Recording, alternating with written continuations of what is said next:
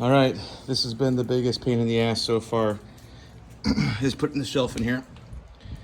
So what I did was, I cut it down to size, and you can see down there it's a little glossy, and that's the Flex Seal. I put some L clamps, L braces on there to hold it in place, and then I'm gonna take acrylic glue and or caulking, I guess, and then go around the outside of it, line it up, and then see all that's all gooey.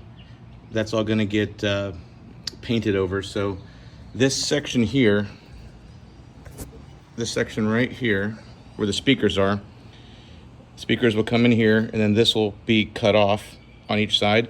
So this section right here will be you'll still be able to put ice in here and put the cooler in there. So the battery is gonna go in here, and then there'll be a shelf, this right here, it's black, just gotta take the tape off of it. But this is gonna go here, and it's gonna lift up like this. And then all the switches are gonna be right here to be able to do everything. So the lid, that's gonna get rubberized and painted for vibration. But probably a week away from getting it done. And working with Flex Seal is not fun. Not fun at all.